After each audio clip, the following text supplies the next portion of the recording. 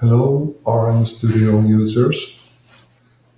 This is Guðjón Aldermason, Product Manager for RM Studio.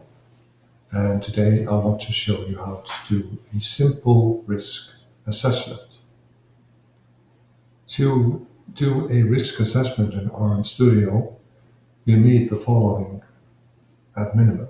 You need one business entity, you need one asset owner, you need one risk owner, you need at least one asset, and one threat. These are the bare minimums. So, in order to show you how to do this, we're going to start with creating a business entity.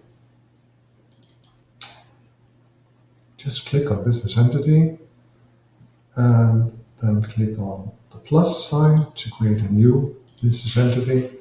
So we'll call this test entity. You don't have to fill out anything about address, telephone, email, and all that. So just click on save, and then we'll close the business entity. Go into contacts. Now we need to create at least two names. So call it test set owner, and say that. And then we say test owner. And say it again. You really don't have to click the save button. It's just a habit of mine.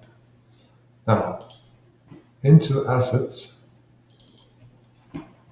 and again, clicking plus, test asset, create owner, and then you have to decide which category. And we'll call this is server, something like that. Server. Okay, then we go into the categories. Information technology, hardware, and somewhere around here you would have, where was it? Computer mainframes is called that.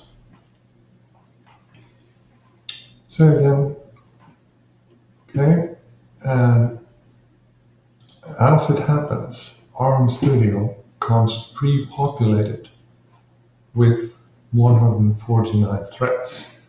So we really don't need to build on that.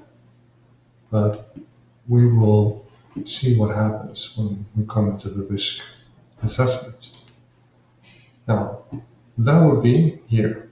Click on risk assessment. Again on the plus.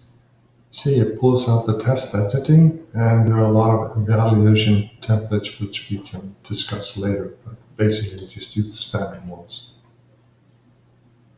It opens up a risk assessment. We'll call this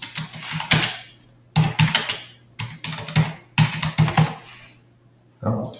On this, you have to describe the scope and basic criteria, something you would probably pull up from your risk policy. We need to click on confidentiality, integrity, and availability if we want to use them. Similarly for threats, impact of threat, probably a threat, vulnerability threat. I'm just going to take that out, and I'm just going to use value here. Okay, I'm going to save this. You see these tabs up here. When I go into the asset tab, there is nothing there. So what we need to do is add an asset. Unfortunately, we did that just previously. So just click on test asset, and in it comes. Now, you can see here that we have an owner, a test asset owner, but we don't have an operator. So we say that the asset owner is also the operator. Now, in order to define the value of the asset for the company, we have to put in something here. So we say this is very high. Why do we say very high? That's because in the definitions for value and very high, it's very difficult to continue your operation without the asset. Very difficult to regain the asset if loss occurs, which is sort of like a fair description of a server hardware system. You could also say immense, which meant that it's just impossible to continue operations, but we'll stick with very high. As you recall, I was just going to do value and nothing else. Now, say this again, and it comes up with 27% inherent risk.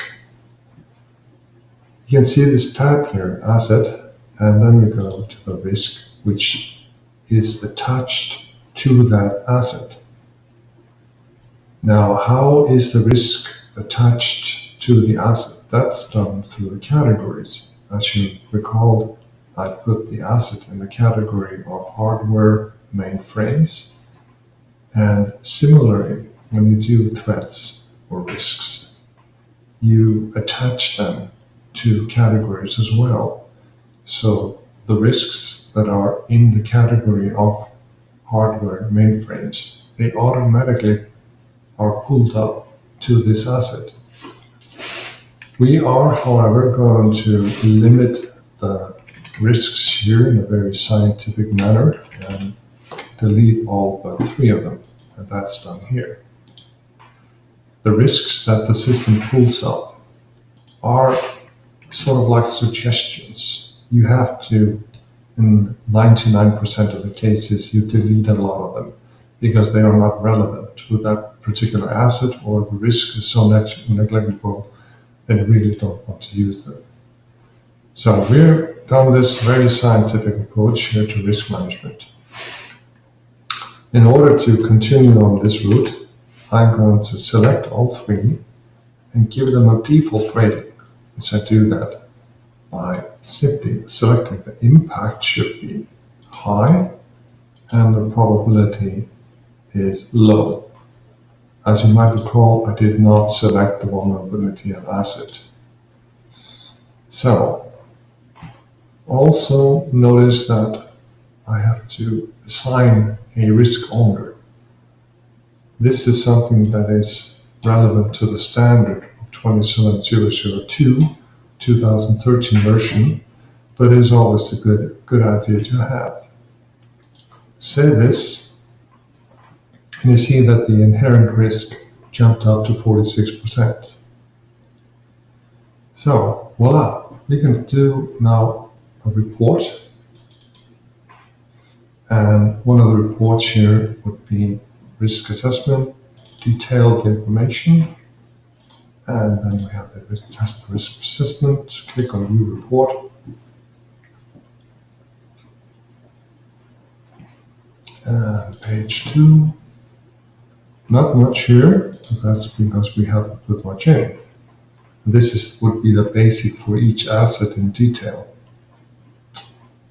So that concludes the very simple risk assessment video.